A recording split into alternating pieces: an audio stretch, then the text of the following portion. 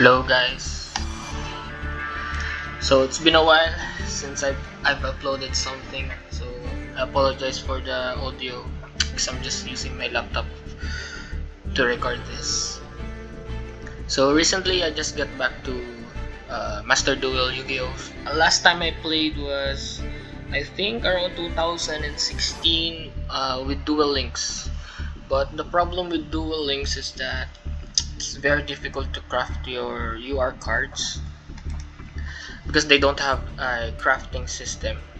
So once I found out that Master Duel has a UR crafting system, so I just got back playing it. So might as well try some new decks.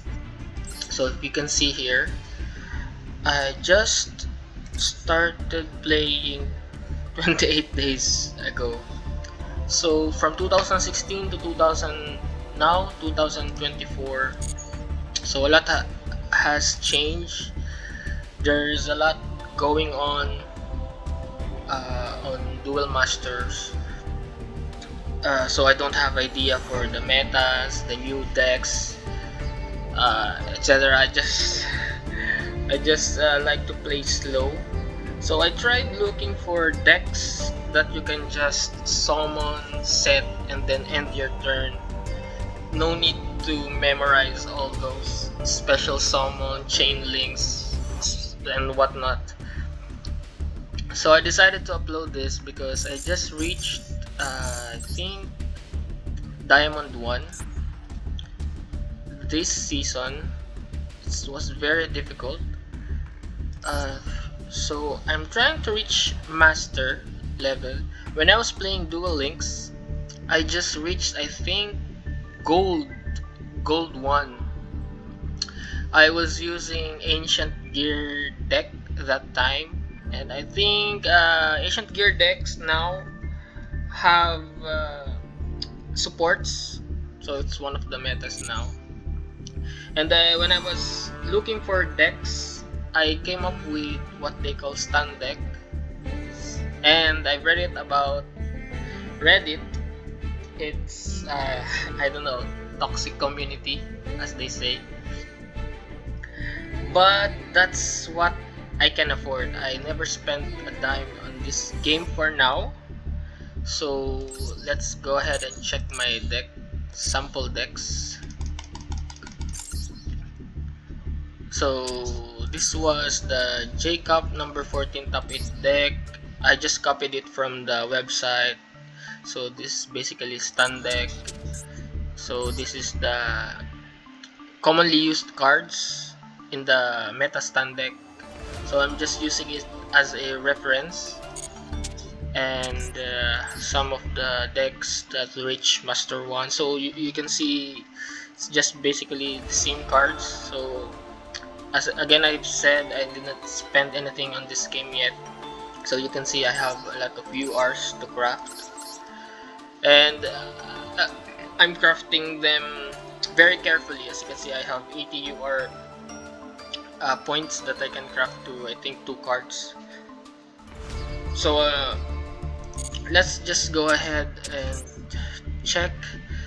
After many experimentations, so I've come up, this is my updated stun deck. So since they banned Fossil Dino and Jogen, it's forbidden now, so I just swap it with more barrier statues and Luna.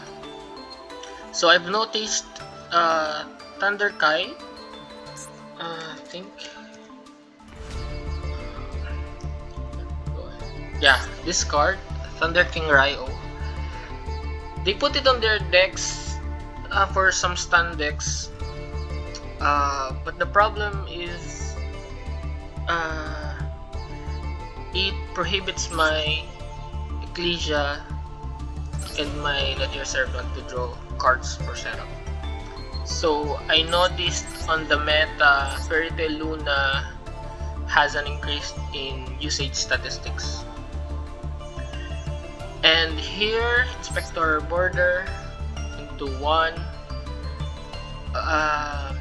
Regeki, Harpy. Some of stun decks, they remove these spell cards.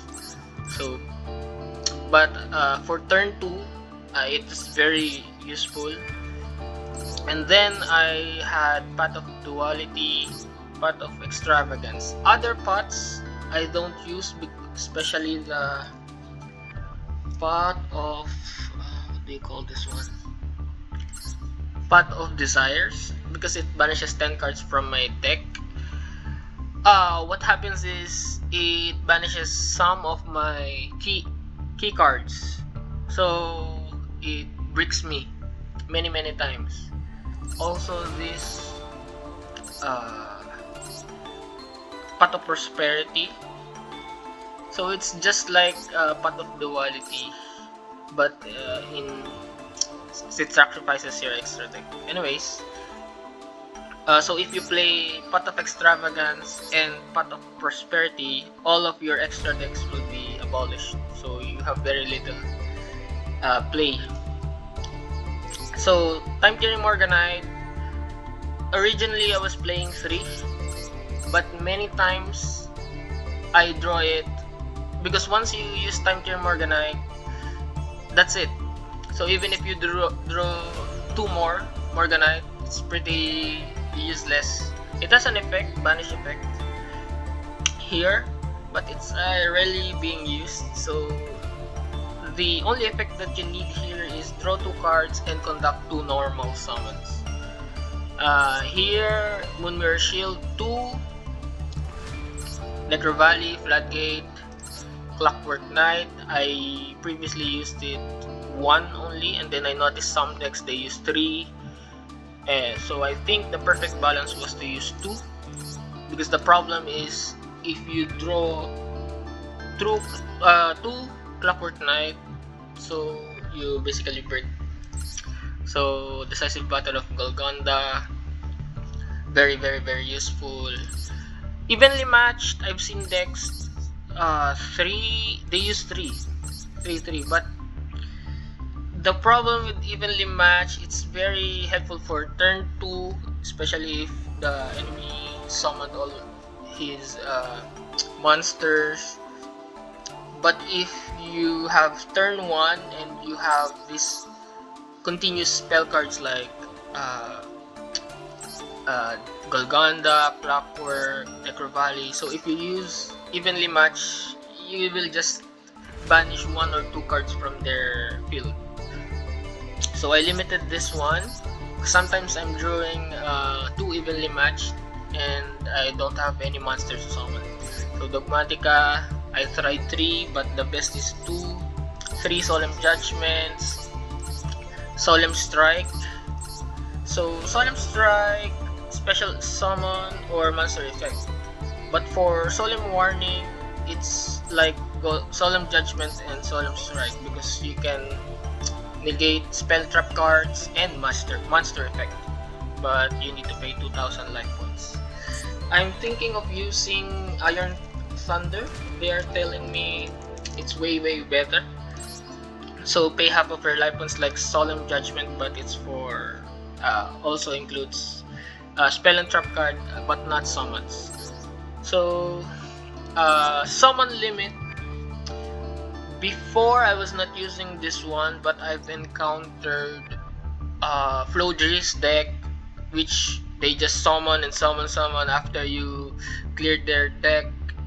Their monsters goes to the banished zone, and then they will just resummon it.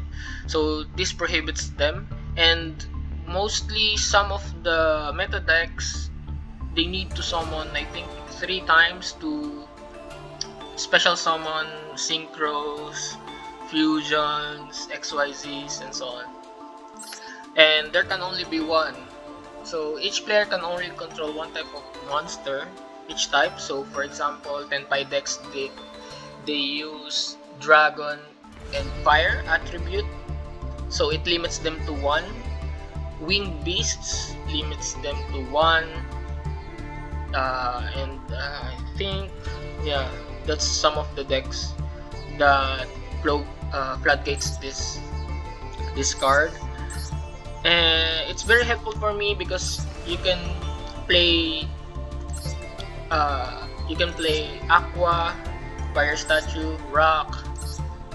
You can play Spellcaster, Machine. So you can basically summon all of this without affecting. There can only be one, but for some decks, it stuns them.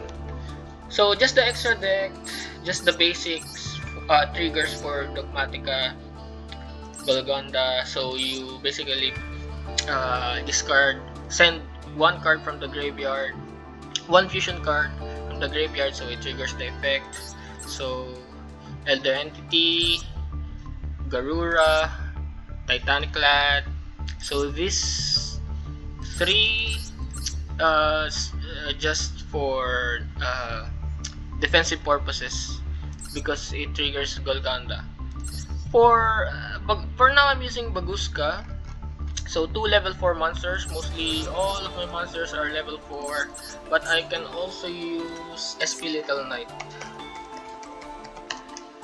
So I haven't generated this one yet. I'm still thinking if this card will be very helpful for me. Many stand decks have this on their extra deck. So that's it. I'm gonna show you the last replay. The last replay that I have before going to Diamond 1, which is against Tenpai deck. So let me just go ahead and show you my history first. So my duel history. So this is my win rates. Very difficult. You lose some to climb the ranks. So just little bit. So my last season, as you can see here, Diamond 4, which is very great improvement by reaching Diamond 1. So my goal is to reach Master rank. So let's go ahead and view my replay.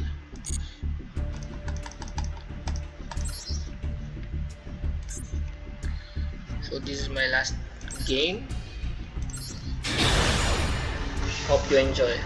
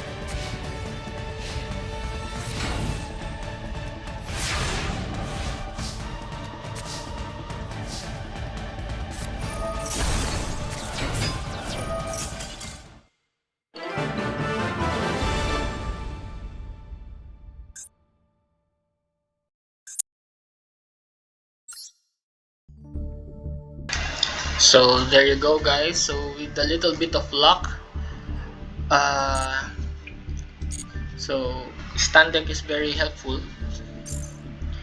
So I'm just gonna continue uh, editing my deck until I reach master rank.